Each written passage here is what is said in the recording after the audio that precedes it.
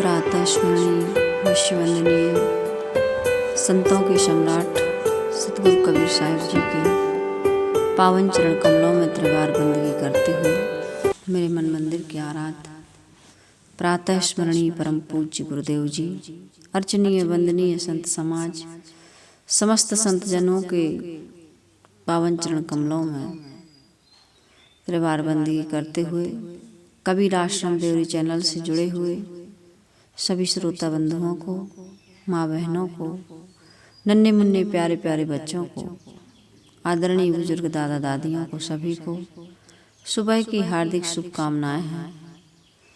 आज का दिन सभी के लिए सुखद एवं मंगलमय हो। सतगुरु कबीर साहिब जी का तीसरा प्रकरण ज्ञान 34। इसमें सतगुरु कबीर साहिब जी कह रहे हैं कि गग्गा गुरु के बच नहीं मान, दूसर शब्द करो नहीं कान, तहाँ विहंगम कबहु न जाहि, औगह गह के गगन रहाई। इस साखी में गायाक्षर के माध्यम से सतगुरु कबीर साहिब जी यह बताते हैं कि हम सबको गुरु वचनों के आचरण से ही शांति मिल सकती है। यदि गुरु के वचन को हम जीवन में आचरित नहीं करेंगे तो जीवन में जो शांति की अभिलाषा है वो हमारी कभी पूरी नहीं होगी, क्योंकि हमारा जो मन है, जिसको यहाँ साहिब ने विहंगम कहा है, विहंगम का अर्थ होता है पक्षी। ये मन पक्षी कभी भी स्वरूप स्थिति, आत्मस्थिति की प्राप्ति नहीं कर सकता है। जब तक हम गुरु के वचनों को जीवन में आचरित नहीं करेंगे तब तक हमें आत्मस्थिति, स्वरूप स्थिति, मोक्ष या कल्याण या दुखों से निवृत्ति हमारी नहीं हो सकती है। इसलिए इस साखी का भाव यही है कि गुरु के द्वारा जो ज्ञान मिलता है, गुरु हमें जो बोध देते हैं, सदगुरु कबीर साहिब जी कहते हैं कि गुरु हमें वही गुरु नामधारी। अब गुरु के नाम पर से तो बहुत सारे ऐसे गुरु हैं जो हमें कर्मकांड में, अंधविश्वास में या चमत्कार में फंसा देते हैं। और लोगों को ये आश्चर्य होगा कि क्या एक गुरु भी हमको भटकाता है, या गुरु भी हमको पतित कर सकता है, या गुरु हमको अंधविश्वास में या चमत्कार में ढकेल सकता है क्या? फिर यदि वो ऐसा करता है, हमें अपने लक्ष्य से दूर ले जाता है, तो वो फिर गुरु नहीं है। ये सच्चाई है। कल मेरे पास एक व्यक्ति का फोन आया, बोले सतगुरु कबीर साहिब जी के माता पिता कौन हैं? आपने कहा है कि सतगुरु कबीर साहिब जी के माता पिता हैं, लेकिन हमने आज तक कभी कहीं सुना नहीं, पढ़ा नहीं कि कबीर साहिब जी के माता पिता हैं। यदि माता पिता हैं तो उनका नाम बताइए। मैंने कहा कि भाई मान लीजिए आपको कहीं कोई घड़ा मिल जाए, हम पूछें, कोई भी पूछे कि इस घड़े को किसने बनाया, तो आप यही कहोगे ये घड़ा किसने बनाया, कैसे बना? कोई पूछे तो आप क्या कहोगे कि आकाश से उतर करके आया है, या पृथ्वी फोड़ करके आया है, या कहीं ऊपर नीचे दाएं बाएं अगल बगल से आ गया? ऐसा तो है नहीं। आप यही कहोगे कि मिट्टी लिया होगा, मिट्टी से ही बना है घड़ा। फिर मिट्टी लेकर के उसको बनाने के लिए कोई साधन का प्रयोग किया होगा और कोई व्यक्ति ने इस घड़ा को बनाया होगा। तो बिना कारण कार्य के, बिना निमित्तोपादान कारण के बिना एक छोटी सी चीज नहीं बनती है। शरीर कैसे बन जाएगा? भले ही सदगुरु कबीर साहिब जी के या सीता जी के या और भी कोई ऐसा महापुरुष है, यदि कोई भी व्यक्ति है, रामायण में भी लिखा है खीर खा करके राम पैदा नहीं हुए हैं। और सीता जी, जनकपुर में जब विवाह हुआ है ना, तो सीता जी भी जमीन फोड़ करके पैदा नहीं हुई हैं। बोले नहीं, उसके बारे में तो लिखा है कि वो मटका से पैदा हुई हैं, घड़ा से पैदा हुई हैं। तो ऐसी बहुत सारी कहानियां हैं जो कोई कह रहा है कि ब्राह्मण मुख से पैदा हो गया, कोई कहता है कोई बच्चा कान से पैदा हो गया, किसी को 60,000 बच्चे हो गए, तो किसी ने सूरज को निगल लिया, तो किसी के रथ के पहियों की लीक से 7 समुद्र बन गए। ऐसी बहुत सारी बातें लिखी हैं। इतने 1000 कल्प तक एक ही जगह पर बैठ करके अमुक ऋषि ने तपस्या की, साधना की, तो क्या ये संभव है? आज ये बताइए। हमने कहा सतयुग में सूर्य कहाँ से निकलता था? पूरब से। कहाँ से निकलता था? पूरब से। अभी कहाँ डूबता है? पश्चिम में। और जब सतयुग था तब भी पश्चिम में डूबता था और पूरब से निकलता था, और आज भी वही हो रहा है। तो उस समय या कलयुग में सदगुरु कबीर साहब या सीता जी त्रेता में हुए ना राम, उस समय राम खीर खा के पैदा हो गए और सीता जी जमीन फोड़ के हो गई। और अभी कलयुग में सदगुरु कबीर साहब जी लहरतारा तालाब के बीच में कमल पुष्पों पर बालक बन के खेल रहे हैं, तो आकाश से उतरे हैं वो, ऐसा बताते। तो क्या ये संभव हो सकता? शरीर बनता कैसे है पहले ये बताइए। भले उनके माता पिता का पता नहीं है अपने आप को, आज भी लोग बच्चों को लावारिस छोड़ के चले जाते हैं, तो क्या कहोगे आप उनको? कोई भी व्यक्ति की विशेषता कर्म से होती है, जन्म से नहीं होती। कोई आकाश से पैदा होगा तब, फिर यदि आकाश से पैदा होगा वो महान होगा, तो हम माता पिता से पैदा होने वाले तो कोई महान कार्य कर ही नहीं सकते। हम माता पिता से पैदा होने वाले कभी ऊपर उठ ही नहीं सकते। हमारे जीवन में कोई संभावना नहीं है।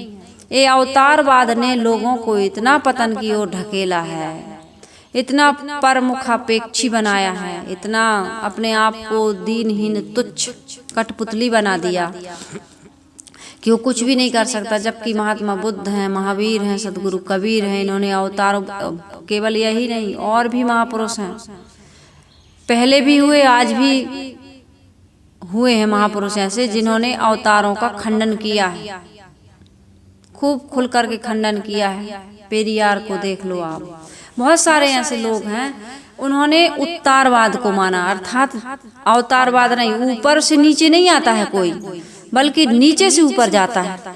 मतलब अपने आप को डेवलप करता है धीरे धीरे धीरे धीरे विकारों से, चाहे मनोविकार हो चाहे शारीरिक विकार हो, धीरे धीरे वो दोनों विकारों को त्याग करके ऊपर उठता है।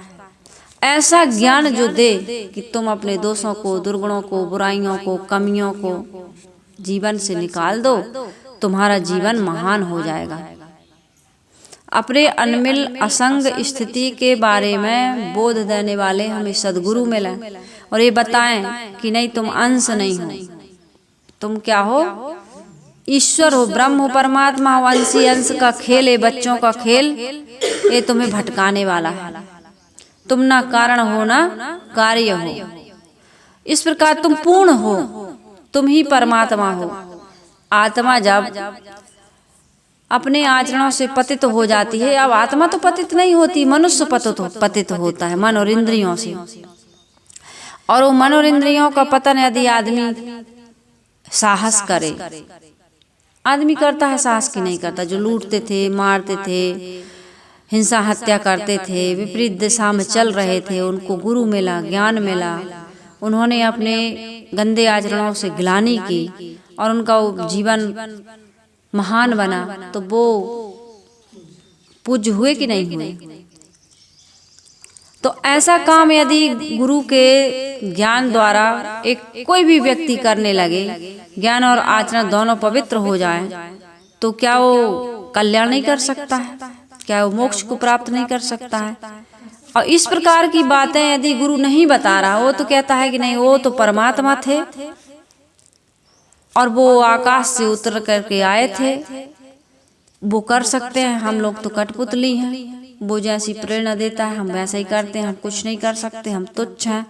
तो क्या इस गुरु से हमारा कल्याण होगा या उस गुरु से कल्याण होगा जो कहता है कि तुम ही हो हजूर में ठाड़ कहत हूँ, अब तैं संभर संहार। सदगुरु कबीर साहिब जी कहते हैं, तुम हुजूर हो, मालिक हो, सर्वश्रेष्ठ हो, तुम अपने को संभाल लो, अब तैं संभर संहार। जीवन के संग्राम में तू अपने आप को संभाल, तू कायर मत बन, तू कमजोर मत बन, तू महान है। सदगुरु कबीर साहिब जी यही बता रहे हैं कि गग्गा गुरु के बच्चे नहीं मान, दूसर शब्द करो नहीं कान। तहाँ विहंगम कबहु न जाई, औगह गही के गगन रहाई। सदगुरु कबीर साहिब जी इस साखी में उपदेश करते हैं कि गुरु के वचनों को मानो। तो गुरु कौन? जो हमको यह बताता है कि जड़ अलग है और चेतन अलग है, ये शरीर अलग है और शरीर में रहने वाला चेतन आत्मा अलग है। तुम शरीर नहीं हो, तुम रूप से परिचित हो, अपने स्वरूप से परिचित नहीं हो। स्वरूप क्या है? जो दिखाई नहीं देता, जो सबको देखता है, जो हमें इन आँखों से दिखाई दे रहा है वो रूप है, और जो इस रूप को देखने वाला है वही मेरा स्वरूप है। मैं ही सबको देख रहा हूँ, जान रहा हूँ, सूंघ रहा हूँ, चख रहा हूँ, जो कुछ भी करने वाला हूँ मैं हूँ। तो मेरा स्वरूप कैसा है? अनमिल है, असंग है, निराधार है। मेरा किसी से कोई संबंध नहीं। इस शरीर में रहते हुए भी मैं शरीर से अलग हूँ। जैसे इस घर में हम रह रहे हैं, मकान में रह रहे हैं, कहीं चिपक के थोड़ी रह रहे हैं। कोई पूछता है भाई तुम्हारा घर कहाँ है, तो बता देना ये है हमारा घर। आपसे कोई पूछेगा तो आप एड्रेस बताओगे, लेकिन एड्रेस बताते हुए आप उसमें चिपक के नहीं हो। ऐसी प्रकार से हम इस शरीर में हैं, लेकिन हम शरीर नहीं हैं। तो इस प्रकार का जो भाव हमारे अंदर दृढ़ कर दे और यहाँ के सारे प्राणी पदार्थों से हमारी मोह ममता आसक्ति को नष्ट कर दे, उसे कहते हैं गुरु। वो है असली गुरु। और ऐसे गुरु के विचारों में, ऐसे गुरु के ज्ञान में यदि हम हर समय डूबे रहते हैं तो साहिब कहते हैं कि फिर दूसरा जो अज्ञान है, दूसरी चीज अज्ञान है। एक चीज ज्ञान है तो दूसरी चीज अज्ञान है। तो अज्ञान पर हमारा कभी ध्यान नहीं जाता। दूसरा शब्द करो नहीं कान। सदगुरु कबीर साहिब जी कहते हैं कि जो तुमने मान लिया है ना, धन, पुत्र, परिवार, यश, कीर्ति, मान, सम्मान, ये प्राणी, ये पदार्थ, ये अवस्थाएं जिनको तुम मानते हो अपना, इन पर से हमारा ध्यान अभी इसी में ध्यान केंद्रित है। इस संसार के हानि लाभ दुख सुख में ही हम आंदोलित होते रहते हैं, फिर हम उसमें आंदोलित नहीं होते हैं। सदगुरु कबीर साहिब जी कहते हैं कि सदैव निर्णय वचनों पर ध्यान दो। संसार में तो रोचक, भयानक, महिमा परक वचनों पर बहुत ज्यादा लोगों का ध्यान रहता है।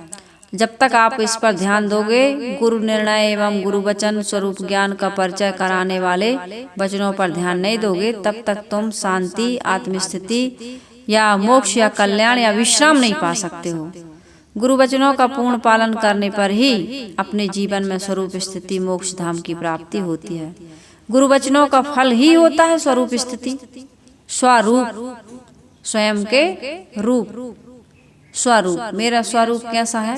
मैं ज्ञान स्वरूप हूँ, मैं दुखों से रहित हूँ। मेरे अंदर में किसी प्रकार का दुख, किसी प्रकार की चिंता, किसी प्रकार का भय, किसी प्रकार का दुख नहीं है। इसका तात्पर्य है कि साधक जब तक स्मरणों का सर्वथा परित्याग नहीं कर देता है, तब तक स्वरूप में स्थित नहीं हो सकता है। तब तक वहाँ मन की गति में रहता है, तो वहाँ फिर मन की गति में समाधि की प्राप्ति नहीं होती है। जब तक मन की गति नहीं रहती है, परंतु जब वहाँ समाधि से उठकर व्यवहार में लगता है। देखिए, हमारे पास मन है। मन जब तक हमारे अंदर में संकल्प विकल्प लाता रहेगा, मन शांत नहीं होगा, तब तक हमें स्वरूप स्थिति की प्राप्ति नहीं हो सकती है। तो भाई, समाधि में पहुंचना है तो मन को छोड़ना पड़ेगा। लेकिन जैसे ही हम व्यवहार, हर समय तो समाधि में नहीं रह सकते। जीवन मुक्त आदमी भी हर समय समाधि में नहीं रहता है। जीवन मुक्त समझते हो? जीवन रहते रहते मुक्ति का अनुभव कर रहा है जो। और विदेह मुक्ति, जिसका शरीर शांत हो गया, वो विदेह मुक्ति को प्राप्त हो गया, फिर उसमें कोई भी झंझट नहीं है। लेकिन जब तक हम देह में हैं तब तक हमारी हर समय हम समाधि में भी नहीं रह सकते हैं। तो उस व्यक्ति की मनोदशा या स्थिति क्या होती है कि समाधि में रहता है तो संकल्प शून्य होता है, लेकिन जब व्यवहार में आता है तो जीवन मुक्त का मन व्यवहार में भी कैसे रहता है, विकार शून्य होता है। समाधि में तो विचार शून्य और व्यवहार में क्या होता है, विकार शून्य। उसके जीवन में कोई विकार नहीं रहता है। विकार क्या है? हमारे जीवन के जितने भी दोष हैं, विकार तो 10 दोष बताए गए हैं, तो विकार तो मनोविकार, पहले तो मन में विकार आता है कि नहीं? किसी के भी प्रति हमारे मन में पहले विचार आते हैं, वो अच्छे हैं कि बुरे हैं। यदि बुरे हैं तो वो मन का विकार है, वो अच्छे हैं तो वो फिर हमारे लिए कल्याणकारी है। दया का विचार आया, क्षमा का विचार आया, या भावना आई कि हमें परोपकार करना चाहिए, सहयोग करना चाहिए, दान पुण्य करना चाहिए। आज सत्संग में जाना अच्छी बात है, अच्छी भावना, ये हमारे जीवन में ये मनोविकार नहीं कहलाते हैं। मनोविकार जैसे हमारा शरीर में कोई रोग आ गया तो उसकी औषधि कराएंगे, लेकिन रोग कुछ भी नहीं है, स्वस्थ है, तो उसकी क्या दवाई है बताओ? कोई दवाई नहीं है। स्वस्थ रहने के लिए कोई दवाई नहीं खानी पड़ती, रोग काटने के लिए दवाई खाते हैं। रोग कट गया, स्वस्थ है, अपने आप में हम स्वस्थ हैं। हमारे शरीर में कोई फोड़ा हो गया तो उसकी दवाई खाते हैं हम, भैया हम स्वस्थ रहें, इसकी दवाई थोड़ी कोई खाता है, रोग काटने की दवा खाने पड़ता है। तो इस प्रकार से मनोविकार, मन में कोई विकार ना, ईर्ष्या के, क्रोध के, लोभ के, मोह के, अनेक प्रकार के विचार आ जाते हैं ना, गंदे गंदे, तो उसको कहते हैं मनोविकार। वो रोग है मन का। तो मन का रोग दूर करने के लिए हमें सत्संग की, सदगुरु के ज्ञान की आवश्यकता है, सदग्रंथों के अध्ययन की आवश्यकता है, अच्छे लोगों के संग साथ की आवश्यकता है, अच्छे कार्य में हर समय प्रवृत्त रहने की आवश्यकता है। यदि ये नहीं करोगे तो क्या होगा? यदि ये हम नहीं करेंगे तो विकार आएंगे ही आएंगे। क्यों आएंगे? क्यों आएंगे विकार? हमें सब काम नहीं करेंगे तो क्यों आएंगे विकार? जब अच्छे विचार नहीं आते हैं तो बुरे विचार क्यों आएंगे? बिना प्रयास के अच्छे विचार नहीं आते हैं तो बिना प्रयास के हमारे मन में मनोविकार, गलत विचार क्यों आएंगे? एक उदाहरण से समझें। एक घर है, मैं हमेशा कहती हूँ कोई कपड़ा है या हमारा ही शरीर है, गंदा हो जाता है अपने आप की नहीं हो जाता है? प्रकृति में गंदगी भी है, धूल है, डस्ट है कि नहीं, कचरा आ जाता है, कण आ जाते हैं धूल के। इसी प्रकार से इस समाज में साहिब ने इसीलिए तो कहा, यह संसार सकल है मैला, राम गहे ते सूचा, कहीं कबीर राम नहीं छाड़ो, गिरत परत चढ़ी ऊंचा। फिसल जाओ, गिर जाओ, कई बार पतित हो जाओ, अपनी गंदी आदतों से तुम कई बार अपने आप को नहीं जीत पा रहे हो, फिर से तुमने वही गलती कर ली, फिर भी गिरते पड़ते तुमको करना क्या है? उसी में नहीं पड़े रहना, ऊपर ही उठना है। एक छोटा सा बच्चा होता है, चलना सीखता है तो कितनी बार गिरता है, लेकिन वो हार नहीं मानता, वो ऊपर ही, वो चलने का ही प्रयास करता है। तो इसी प्रकार से हम सबको क्या करना है कि भाई हर समय तो हम स्वरूप स्थिति में रह नहीं सकते। महापुरुष तो हर समय व्यवहार करते भी स्वरूप स्थिति में रहते हैं, लेकिन फिर भी मन से वो काम लेते हैं। तो उस समय उनका मन कैसा रहता है? कैसा रहता है अंशु? व्यवहार में कैसा रहता है? व्यवहार में महापुरुषों का मन कैसा रहता है? विचार शून्य कैसे हो जाएगा जब से हम बता रहे हैं, कितनी देर से बता रहे हैं। समाधि में कैसे रहता है मन, और व्यवहार में कैसे रहता है? विकार शून्य। समाधि में विचार शून्य। समझ में आ रहा है? नहीं आ रहा? मन कहाँ है? समाधि में कहाँ रहता है मन? कैसे रहता है मन? विचार शून्य। और व्यवहार में कैसे रखना है हम सबको अपना मन को? विकार शून्य। विकार किसी प्रकार का ईर्ष्या, क्रोध, मान, छल, कपट की भावना, ईर्ष्या की भावना, दूसरे में दोष देखने की भावना, ये सब कुछ भी नहीं करना। ये क्या है? विकार है। जैसे शरीर में रोग लग जाता है, सिर में दर्द है, तो हम चैन से नहीं रह पाते हो। जब शरीर में कोई रोग आ जाता है तो हमें शांति नहीं मिलती, बड़ा कष्ट होता है, बड़ा दुख मिलता है। और जब मन में ये सारे विकार आएंगे, मन रोगी बना रहेगा, इन विकारों से रोग ग्रसित रहेगा, तो हमें शांति मिलेगी, स्वरूप स्थिति को प्राप्त कर पाएंगे। जीवन का जो लक्ष्य है, शांति और मुक्ति और प्रसन्नता, वो मिलेगी, प्राप्त कर सकते हैं? नहीं कर सकते हैं। इसलिए सदगुरु कबीर साहिब जी कह रहे हैं कि भाई समाधि में तो विचार शून्य रहते ही हो, लेकिन व्यवहार में विकार शून्य रहो। कब रहोगे? साहिब कह रहे गग्गा गुरु के वचन ही मान, दूसर शब्द करो नहीं कान। गुरु के वचनों में अपने जीवन को निछावर कर दो, समर्पित कर दो। कहीं न कहीं दूसरे के वचन सुन करके वहां तुम निछावर करते हो नहीं? तुमने सुना कि चलो आज ताश खेलने चलते हैं, तुमने अपने आप को वहां समर्पित कर दिया, चलो 2 घंटे 4 घंटे बिगाड़ दिए। किसी ने कहा चलो फिल्म देखने चलते हैं, और भी वचन सुन करके तुमने वहां पर चले गए, वो काम कर लिया।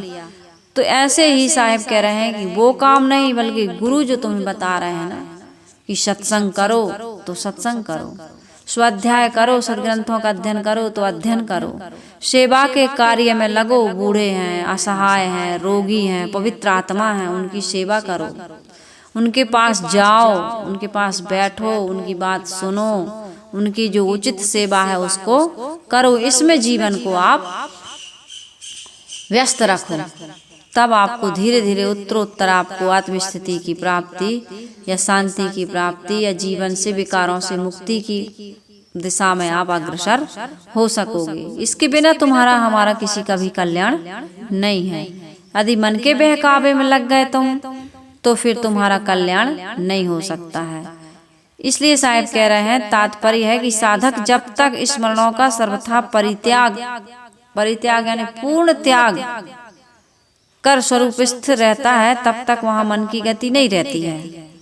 जब तक आप मन पक्षी स्मरणों का, जब तक हम स्मरण से ही हमारे जैसे ही याद आई कोई भी चीज की, अच्छी की या बुरी की, जैसे ही याद आती है और मन वहां मन में याद आना ही मतलब मन सक्रिय हो गया है। अब जब तक मन वहां गति नहीं कर सकता है, बता रहे हैं कि जब तक साधक स्मरणों का सर्वथा परित्याग कर स्वरूपस्थ रहता है, तब तक वहां मन पंछी की गति नहीं रहती है।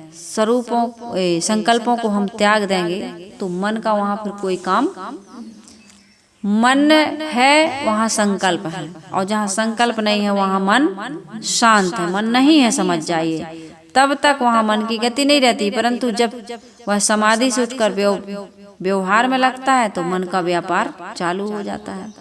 तो जीवन मुक्त पुरुष के हृदय में मन की मलिनता न रहने से मानो मन का उपशमन ही हो गया, विकार नहीं है। उसी अवस्था को आप कह सकते हैं कि हम मन से ऊपर उठ गए। मन हमेशा साथ रहता है, जैसे जल है, अब वो शांत है, उसमें तरंगे नहीं उठ रही हैं, लेकिन ऐसा नहीं है कि जल नहीं है, भले तरंग नहीं उठ रही उसमें, है ना। तो इसी प्रकार से मन है, उसमें कोई विकार नहीं आ रहा है, तो समझ लो कि मन शांत है आपका। अर्थात उसके हृदय से अशुद्ध मन सर्वथा मिट जाता है। अभ्यास काल में संकल्पहीनता और व्यवहार काल में आसक्तिहीनता, यही स्वरूप स्थिति एवं जीवन मुक्ति है। ये समझने की बात है कछु रहनी गहनी की बाता, और बैठा रहे चला पुनी जाता। ये रहनी गहनी की बात है, आचरण की बात है, अनुभव साधना के द्वारा होगा। आपको थोड़ा आप इस पर चलेंगे तब आपको मन के बारे में समझने में आएगा। मन ही को तो समझना है। अध्यात्म में मेन चीज है मन, कल्याण और मोक्ष में मेन चीज है मन। दुखों से मुक्ति पाने का एक ही रास्ता है, मन को समझो, क्योंकि मन दुख कहाँ से होता है? मन से ही तो होता है। कहाँ से होता है? आज हमारा मन बड़ा दुखी है, आज हमारे मन में बड़ी चिंता है, आज हमारा मन अच्छा नहीं लग रहा। मन को कैसे लग रहा है पता नहीं, समझ में नहीं आ रहा है, लेकिन मन हमारा बड़ा अशांत है, दुखी है। मन ही की चर्चा करते हो। तो सदगुरु कबीर साहिब जी कह रहे हैं कि ये मन वहाँ शांत होता है जब हम स्वरूप में अपने स्थित हो जाते हैं। या स्वरूप में स्थित होने के लिए आपको मन से ऊपर उठना पड़ेगा। कैसे उठोगे, मैं बार बार रिपीट कर रही हूँ, मन से ऊपर कैसे उठोगे, मन को विकार शून्य करना पड़ेगा। अच्छे विचारों में, आप अच्छी भावना में, गुरु के ज्ञान में आपको हमेशा हमेशा के लिए कग्गा गुरु के बचन ही मान, दूसर शब्द करो नहीं कान, दुनिया संसार मानो हमारे लिए उजड़ गई। अब हमारे लिए कोई राग रंग या कोई आकर्षण की वस्तु संसार में नहीं रह गई। जब तक संसार का आकर्षण समाप्त नहीं होता, प्रलोभन समाप्त नहीं होता, तब तक हम मन के दायरे से ऊपर, मन के आयाम से बाहर नहीं जा सकते हैं। और जब तक नहीं जाएंगे तब तक हम स्वरूप स्थिति में प्रवेश नहीं कर सकते हैं। इसलिए शांति चाहते हो, स्वरूप में स्थित होना चाहते हो, स्वरूप आत्म स्थिति को प्राप्त करना चाहते हो, तो क्या करना पड़ेगा? व्यवहार काल में हमारा जो मन अशुद्ध होता है, ऐसी सावधानी रखनी पड़ेगी। कोई भी ऐसा कार्य, 5 विषय हैं, उन 5 विषयों में शब्द, स्पर्श, रूप, रस, गंध, इनमें कहीं भी बिना सावधानी के कोई भी व्यवहार नहीं करना।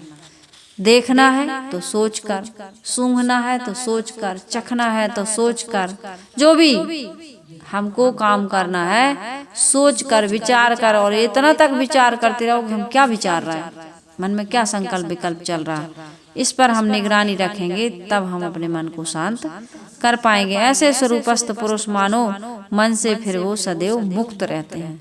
अतएव तहाँ विहंगम कबहू न जाई, यह गुरु वचन प्रमाणिक और व्यवहारिक भी है। दूसर शब्द करो नहीं कान, यह वाक्यांश भी ध्यान देने योग्य है। यदि साधक रोचक, भयानक, महिमा परक, विषय वासना उत्तेजक, प्रपंच वर्धक साहित्य एवं वचनों को पढ़ता सुनता, उनकी ज्यादा चर्चा करता है, तो उसका हृदय सांसारिक वासनाओं से भर जाएगा और वह स्वरूप स्थिति का काम नहीं कर पाएगा। रोचक, मन को रुचने वाले गाना, मन को रुचने वाली बात है, श्रृंगारिक बात है, श्रृंगारिक बातें ही अच्छी लगती हैं, है ना, जिसमें थोड़ा सा हमारे मन का आकर्षण हो। अरे मर जाओगे, अरे एक दिन तो मरना ही है, जिसका संयोग हुआ है उसका वियोग होगा ही, कोई हमारे बस में नहीं होता, एक मन ही बस में होता है। अरे पत्नी और बच्चों की गुलामी करना तुम छोड़ो, तुम अपने मन इंद्रियों को जीत करके सुबह बनो। तो ये बातें रोचक नहीं, हमें अच्छी नहीं लगती। हमें कौन सी बात अच्छी लगती है? उस विषय में इतना सुख है, उस लड़की में, उस लड़का में इतनी सुंदरता है, उस भोग में इतना आनंद आता है, ये अच्छा लगता है। तो साहिब कह रहे हैं ऐसे ही रोचक, यानी कृष्ण ने बाल लीला की, बाल लीला, उनकी माखन चोरी, उनकी रास रचना, राधा के साथ नाचना, गोपियों के साथ नाचना, ये अच्छा लगता है। शादी हुई, रुक्मणी को भगा करके ले गए, ये कथाएं अच्छी लगती हैं, मन को मतलब रुचने वाली। इन्हीं सब में हम और आपका मन भटका हुआ, भयानक। अरे ऐसा काम करोगे तो ऐसा तुम्हें दुख मिलेगा, नरक में ऐसे जलाए जाओगे। वो नरक में क्या जलाओ जाओगे? यहीं जल रहे हो ना नरक में, यही तो नरक है। आपके मन में शांति नहीं है, निर्भयता नहीं है, प्रसन्नता नहीं है, हर समय आपको चिंता और अभाव की अनुभूति सता रही है, यही तो नरक है। और खूब गलत गलत कर्म करके मुर्गा खा रहे हो, मार मार के। मुर्गा, जिंदा मुर्गा है, छील दिए, उसके पंख उखाड़ दिए, उसको सुई चुभा रहे हो, उसको काट रहे हो। कितने लोग जिंदा मुर्गे को पंख नोच लेते हैं। मछली बेचारी जिंदा है, जिंदा ही को तो पकड़ के तुम भाटे पर डाल देते हो, अपने पात्र में रख लेते हो, तड़प तड़प के मर रही है। लेकिन आपको इसमें भय नहीं लग रहा है, चोरी करने में भय नहीं लग रहा है, ये नरक में जी रहे हो तुम। भले तुम कहते हो कि हमको कोई भय नहीं लगता, लेकिन अंदर वाली अंतरात्मा आपको चिंता से, भय से मुक्त नहीं होने देती। खाने वाला भी जानता है कि यार खा रहे हैं, लेकिन शरीर में इसका इफेक्ट गलत आ रहा है, लेकिन जीभ लपलपा रही है। तो सदगुरु कबीर साहब जी कहते हैं रोचक भयानक महिमा परक, महिमा उधर चलो फलाने बाबा के यहाँ सारे दुखों से मुक्ति मिल जाएगी, वो तो झाड़ देंगे, फूंक देंगे, ताबीज बांध देंगे, मंत्र दे देंगे, तो हमारी सारी समस्याएं दुख तकलीफ दूर हो जाएगी। इस प्रकार की महिमा परक बातें या विषय उत्तेजक विषय वासनाओं में डूबे हुए गीत या प्रपंच वार्ता इसकी उसकी चर्चा, इसमें हम इस प्रकार के लोगों से मिलते रहते हैं, इस प्रकार के गाना सुनते रहते हैं, इस प्रकार के ग्रंथों को पढ़ते रहते हैं या उनकी हम ज़्यादा चर्चा करते रहते हैं, तो हमारा हृदय कैसे होगा बताओ, मन की स्थिति क्या होगी। जो लोग इसका अनुभव कर रहे हैं उनको बताने की आवश्यकता नहीं है। कहीं न कहीं हम भी थोड़ा बहुत यही सब कर रहे हैं, तो अब वानगी तो मिल ही रही, इसी संसार में तो रह रहे हैं। मान लीजिए जब हम किसी की निंदा करते हैं, किसी के दोष की चर्चा या दर्शन करते हैं, तो हमारा मन कैसा रहता है। सारी चर्चा करने के बाद फिर कहते माँ हमें क्या करना है, हमें क्या लेना देना भैया, हमें तो अपना काम। अब सारा प्रपंच रचने के बाद तुम बाद में कहते हो, सारी चर्चा करने के बाद आदमी कहता है कि नहीं कहता हमें क्या करना, हमें क्या लेना देना। तो यही बात जब नहीं लेना देना नहीं करना है तो चर्चा ही क्यों करते हो, पहले ही होना था। ये सारा गुड़ गोबर करने के बाद में कह रहे हो तुम कि हमें क्या लेना देना। कहते नहीं आदमी भैया हम तो ऐसा नहीं करते, हमें क्या लेना देना, उनका हो जाने। तो उनका जब हो जाने तो इतना समय तुमने क्यों बर्बाद किया। फिर पहले तुम जान रहे थे, अब कह रहे हो हमें क्या लेना देना। तो इस प्रकार से जब तक ये प्रपंच करते रहोगे तब तक तुम्हें शांति निर्भय पद की प्राप्ति नहीं हो सकती है। इसलिए शांति इच्छुक साधक को चाहिए कि प्रपंचिक वाणियों को छोड़ करके गुरु वचनों एवं स्वरूप ज्ञान परक वाणियों का ही मनन करे, चिंतन करे और उसके अनुसार आचरण करते हुए अपने मन को निर्मल और पवित्र बनाए, सुबस मन वाला बने, तभी उसको आत्म शांति या आत्म स्थिति की प्राप्ति हो सकती है। इसलिए सदगुरु कबीर साहब जी कह रहे हैं कि गग्गा गुरु के वचन ही मान और दूसरा शब्द करो नहीं कान। ध्यान रखना है, तहाँ विहंगम कबहू न जाई और औगह गह के गगन रहाई। औगह जिसको हम ग्रहण नहीं करे आज तक, जैसे हम दाहिने हाथ से दाहिने हाथ को नहीं पकड़ सकते हैं, बाएं हाथ से दाएं को जरूर पकड़ सकते हैं, लेकिन दाहिने हाथ से दाहिने हाथ को पकड़ पाएंगे। विचार करिए, दाहिने हाथ से दाहिने हाथ को नहीं पकड़ सकते, लेकिन ना पकड़े तब भी हमारा दाहिना हाथ तो है कि नहीं है। इसी प्रकार से औगह जो आज तक हमको ग्रहण नहीं हुआ है वो ग्रहण करने क्या हम हैं ही हो। तो उस औगह गई के गगन रहाई, हमें अपने स्वरूप भाव में स्वरूप स्थिति में हमेशा स्थित रहना है। ये कैसे होगा, जब हम मन के आयाम से परे हो जाएंगे तब हमको स्वरूप स्थिति। जब तक विचार आते हैं तब तक हम समाधि में नहीं पहुंचते। तो विचार तो रहेंगे लेकिन विकार शून्य रहना है। ये ध्यान देने योग्य बात है, इस पर ध्यान देना है। ठीक है, समाधि में हम पहुंच गए तो क्या हो गया, विचार शून्य, लेकिन व्यवहार में है और विकार शून्य है तो वो भी हमारी समाधि ही है। आगे बढ़ते हैं। शरीर अध्यास का त्याग मोक्ष में हेतु है। शरीर का अध्यास त्यागना मोक्ष में हेतु है। यदि हम मोक्ष चाहते हैं, कल्याण चाहते हैं, निर्वाण पद चाहते हैं, कितने लोग चाहते हैं, उनकी परसेंटेज बहुत कम है। बाकी कोई मुक्ति उक्ति नहीं चाहता है, वो तो संसार के कहता है मुक्त हो जाएंगे तो फिर कहाँ जाएंगे। ये फिजिकल समस्या नहीं है कि आप इसको स्थूल रूप से समझ सकें, ये सूक्ष्म विषय है। आत्मा के लिए किसी लोक की आवश्यकता नहीं है, क्योंकि आत्मा कोई स्थूल वस्तु नहीं है ना, सूक्ष्म वस्तु है।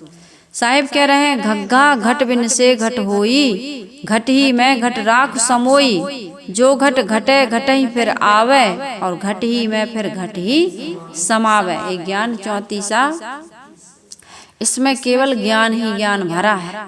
इसको समझ करके यदि कोई व्यक्ति अपने जीवन में ऐसी रहनी और आचरण बनाता है तो उसका कल्याण निश्चित है। सदगुरु कबीर साहब कह रहे हैं घट किसको कहते हैं? शरीर को। घट बिन से घट होई। घा अक्षर के माध्यम से सदगुरु उपदेश करते हैं कि एक शरीर के नष्ट होने पर पुनः क्या होता है? घट बिन से घट होई, पुनः दूसरा शरीर बन जाता है। जीव इस शरीर को छोड़ करके गया नहीं कि दूसरे शरीर में वो तत्काल प्रवेश कर जाता है।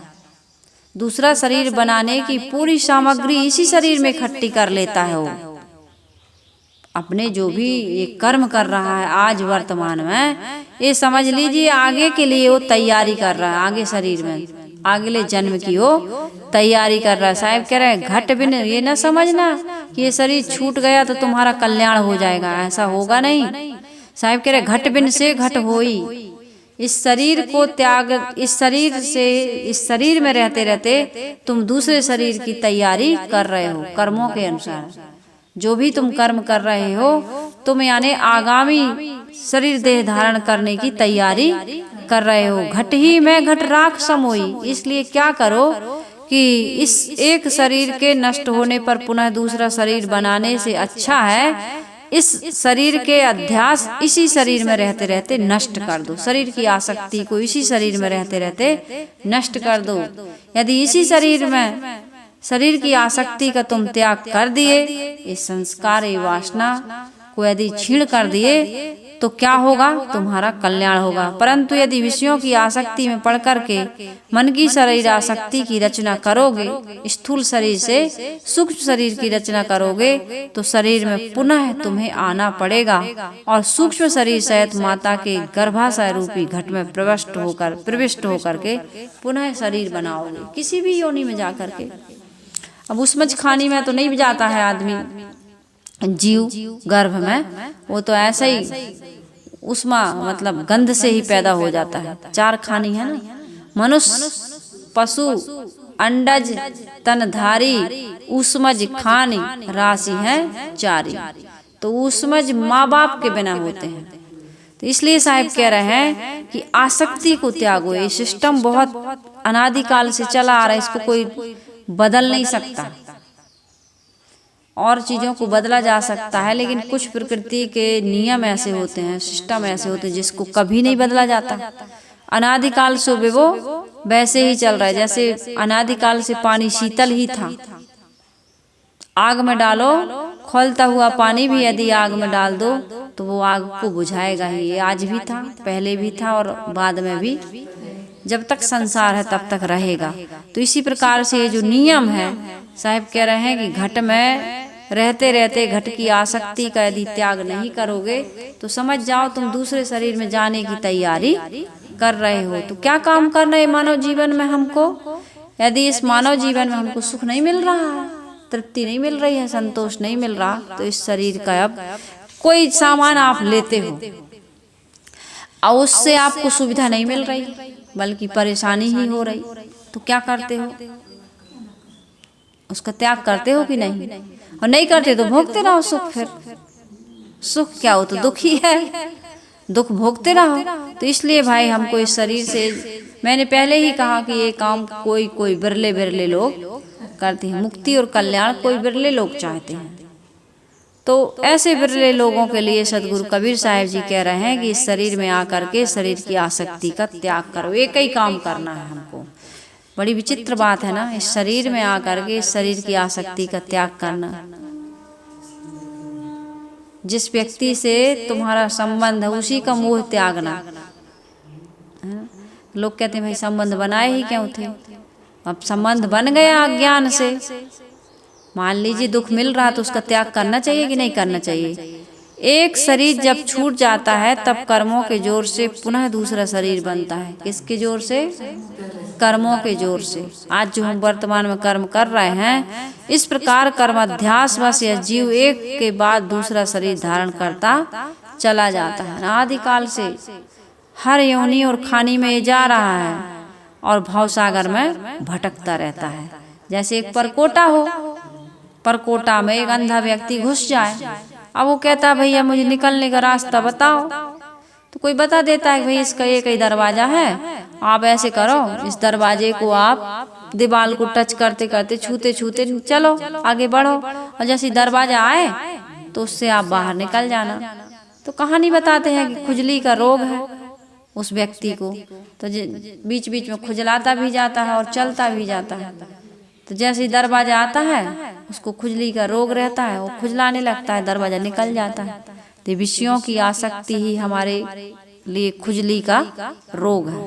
ये विषयों की आसक्ति, बार बार वही सब भोगना, देखना, सुनना, सूंघना, चखना, फिर भी तृप्ति न मिलना। जैसे खुजलाने वाले को ऐसा लगता है खुजलाते ही रहो, ऐसे विषय भोगी आदमी को लगता है कि विषय भोग का हमेशा शरीर बूढ़ा हो जाता है, लेकिन एक खुजली का रोग ठीक नहीं होता। दांत टूट गए लेकिन अभी भी हाँ ऐसे लगता है कि दांत लगवा लें। अच्छी आंख बनवाना भैया, महंगा वाला लेंस डलवा देना, बाबू बेटी अच्छी सेवा कर दो, दिखने लगे। मरने का समय आ गया लेकिन कहती है दादा दादी कि अच्छा वाला लेंस, महंगे से महंगा वाला लेंस डलवा दो, है ना। ऐसी ऐसी टॉनिक दवाइयाँ खूब घोंट घोंट के, काजू किशमिश बादाम पिस्ता अखरोट, अब तुम कितना भी खाओ। 80 के हो गए तो लस्सी आपको पीना ही पड़ेगा, जूस। अब दांत आपकी काम नहीं कर रही, दांत आपके काम नहीं, जब दांत काम नहीं करते तो आंत भी काम नहीं करती। तो इस प्रकार शरीर में भोगते भोगते हमको कभी तृप्ति नहीं मिलती, चाहे जितना भोगों को भोग ले। जो आदमी जितना भोगता है उतना अतृप्त रहता है। इसलिए साहब कह रहे हैं कि मोक्ष की प्राप्ति के लिए केवल शरीर का नष्ट होना जरूरी नहीं है, किंतु वासना का नष्ट होना जरूरी है।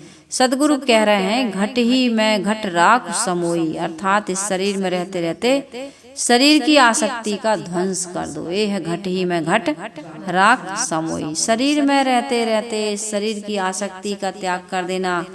जैसे हम जिस मकान में रहते हैं, मकान में रहते रहते मकान का मोह त्याग देना। अर्थात जीव घट में रहकर घटेगा, शरीर में रहते हुए शरीर अध्यास एवं विषय वासनाओं में क्षीण होगा और विषय शक्ति की ही रचना करेगा। तो उसे पुनः घट में आना पड़ेगा, उसे पुनः शरीर धारण करना पड़ेगा। मुख्य 3 बातें हैं इस साखी में। पहली बात तो यह है कि शरीर का नाश जीवन का अंत नहीं है। इस शरीर का छूट जाना जीवन का अंत नहीं है, एक जीवन का अंत हुआ है, यानी कि अभी वर्तमान में तुम जितने साल जिए उसका अंत हुआ है, तुम्हारे जीवन का अंत नहीं हुआ है। अपितु जीव एक के बाद दूसरा शरीर धारण करता है, ये जीवन का अंत नहीं होता। एक बात। दूसरी बात है कि कहीं भी लौटने का कारण क्या रह जाता है? अवशेष वासना, अधूरा काम, अतृप्त हो अभी आप, इसलिए आप फिर से इस संसार में आओगे। तीसरी बात है सदगुरु की आज्ञा है कि इस शरीर में रहते रहते शरीर की वासना को त्याग दो। घट ही में घट राख समोई, जन्मांतर बाद एक वैज्ञानिक दृष्टिकोण है। फिर से जन्म, एक जन्म के बाद दूसरा जन्म लेना, ये वैज्ञानिक दृष्टिकोण है जिसके बिना संसार का समाधान असंभव है। सदगुरु कबीर साहिब जी कहते हैं कि जन्मांतरवाद, सदगुरु कबीर साहिब जन्मांतरवाद के पक्षधर हैं। वो कहते हैं कि एक शरीर के बाद दूसरा शरीर जब तक वासना है तब तक आपको मिलता रहेगा, और उसी के परिणाम में कोई सुखी, कोई दुखी, कोई सर्वांग संपन्न, कोई विकलांग, कोई गरीब, कोई धनी इत्यादि आदमी को अनेक खानियों में जाने का कारण, सारे कारण उसी के कारण से बताए जाते हैं। कहीं लौटने का कारण अवशेष क्या है? कब तक आप इस शरीर में या संसार में आप आते रहोगे? कब तक आओगे? जब तक अधूरी इच्छाएं हैं, जब तक आपकी वासना, यानी अधूरी इच्छा, अभी वासना सा, अभी खाने पीने, देखने, सुनने, सूंघने, चखने की इच्छा पूरी नहीं हुई, अभी नाती का विवाह रह गया, अभी पंक्ति और देख लेते, बीच में जाना पड़ रहा है। इस प्रकार की इच्छा, कोई भी इच्छा तुम्हारी संसार में रह गई। हम बाजार जाते हैं, यदि सौदा पूरा नहीं लिया, किसी कारणवश भूल गए या जो भी है, तो दूसरे दिन हमें बाजार जाना पड़ता है कि नहीं? यार भैया तो सामान रह गया, फिर से जाना पड़ा है, तो आदमी फिर से जाता है। जब तक हमारे खाने, भोगने, देखने, सुनने, पाने आदि, शरीर में रहने आदि की वासना नहीं मिटती है, तब तक हम कहाँ जाएंगे? शरीर में फिर से आना पड़ेगा ना। जिसकी जैसी वासना उसी शरीर में उसको जन्म मिलता है। इसलिए सदगुरु कबीर साहिब जी क्या आज्ञा दे रहे हैं? जो घट घटे घटहि फिर आवे, घट ही में फिर घट ही समावे। साहिब कहते हैं कि इस शरीर में रहते हुए कई काम करो भैया। क्या काम करो? क्या काम करो? क्या काम करो?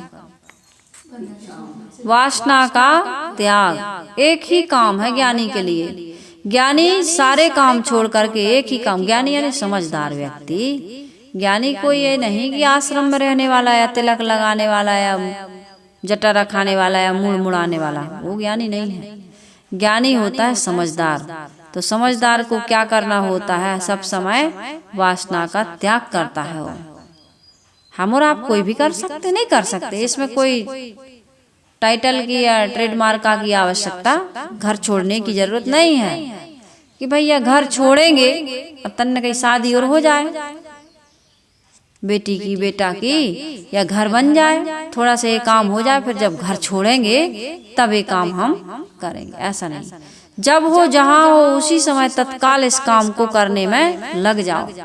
इसमें बाहर से कुछ त्यागने की जरूरत नहीं, भीतर से त्यागना है। साहिब कह रहे हैं कि जीवन पर्यंत खाना, पीना, पहनना, ओढ़ना, लेना, देना, शरीर की सारी क्रियाएं तो करना पड़ता है, परंतु वह केवल किस लिए करो? किस लिए करो? अब आप हम जो कुछ भी कर रहे हैं, देख रहे हैं, सुन रहे हैं, सूंघ रहे हैं, चख रहे हैं, पहन रहे हैं, ओढ़ रहे हैं, ये किस लिए करना चाहिए? बताओ। जितना भी जो कुछ कर रहे हो ये क्यों करना चाहिए? क्यों कर रहे हो? देखना। हाँ, देखो कितनी छोटी उम्र कह रही है शरीर के लिए। ये समझो कि ये शरीर की क्रिया शरीर के लिए कर रहे हैं, आत्मा के उद्धार के लिए नहीं कर रहे हैं हम। इसमें हमें कोई सुख नहीं मिल रहा है, केवल शरीर की रक्षा एवं निज के कल्याण के लिए करो। अब देखना, सुनना, सूंघना ये शरीर की जरूरत है, मान लीजिए, लेकिन ऐसा देखो, ऐसा सुनो, ऐसा सूंघो, ऐसा चखो, ऐसा पहनो, ओढ़ो, ऐसे जीवन निर्वाह करो कि जिसमें कल्याण भी हो। ऐसा ना देखो, सुनो, सूंघो, चखो, ऐसा ना पहनो, ओढ़ो कि तुम अपने ही आप को भूल जाओ। ये तो करना, नंगे तो नहीं रह सकते हो आप, पशु तो है नहीं, सामाजिक हो, समाज में रहते हो, लोगों, सभ्य व्यक्ति कहा जाता है आपको, हमको, तो हम मर्यादा में रहेंगे, मर्यादा का उल्लंघन नहीं करेंगे। लेकिन ये सब कुछ करते हुए दृष्टि हमारी क्या रहनी चाहिए? कल्याण की। कल्याण की दृष्टि से हम जब करते हैं तब ये सारी क्रियाएं हमारे लिए साधना बन जाती हैं। फिर ये हमें बांधने वाली नहीं बन जाती हैं, बल्कि मुक्ति का एक साधन बन जाती हैं। आसक्ति पूर्वक कुछ भी नहीं करना, देह अभिमान रहित वासना से एकदम छूटा हुआ जीवन ही क्या होता है? अमृत जीवन होता है। देह का अभिमान छोड़ दो, वासना का एकदम त्याग कर दो। देह का अभिमान, देह कोई अभिमान न करो, न रूप का, न रंग का, न शक्ति का, है ना, न बुद्धि का, किसी भी चीज का हमें अभिमान। अभी लकवा लग जाए, अभी विस्मृति हो जाए, ब्रेन हेमरेज हो जाए, शरीर का एक्सीडेंट हो जाए, कितनी दुर्घटनाएं हो जाती हैं, सुंदरता नष्ट हो जाती है, शक्ति, हाथ पैर टूट जाते हैं, कमर टूट जाती है, क्या क्या नहीं हो जाता है। देख रहे हो ना लोगों को, जीती लाश बन जाता है आदमी, जिंदा लाश, कुछ काम का नहीं है, पड़ा जी रहा है, उसको मौत भी नहीं आई। बताइए, ऐसा भी आदमी, इतना उछल कूद करने वाला आदमी, इतना ज्ञानी, अपने को ऐसा अहंकार कि मेरे समान तो कोई है ही नहीं, मैंने आंख से देखा। लेकिन आज ऐसी स्थिति है कि बड़ी दयनीय स्थिति है, लेकिन कुछ भी नहीं हो, उसको कोई नहीं। आज कहता है वो आदमी कि अरे एक समय कैसा था, आज मेरा समय कैसा हो गया, तुमने मुझे बैठने को कह दिया, तुमने मुझे कुर्सी दे दी, तुमने मुझे खाने को दे दिया, तुमने मुझे बोल लिया, मुझे बहुत अच्छा लगा, मुझे बहुत अच्छा लगा। एक समय ऐसा था कि वो आदमी बोलता नहीं था, देखता नहीं था तुम्हें। एक छोटी सी दुर्घटना से आदमी के जीवन में कितना परिवर्तन हो जाता है। जिंदगी कैसे करवट लेती है, कैसे बदल जाता है, कैसे कैसे थे और ऐसे वैसे हो गए। किसी ने कहा जिंदगी का राज बताओ थोड़े में, कहे भैया कैसे कैसे थे, जिनकी इतनी प्रतिष्ठा थी, इतना मान सम्मान था, हर जगह उन्हीं के नाम की जय जयकार हो रही थी, ऐसे वैसे हो गए, कोई नहीं पूछता आज उनको।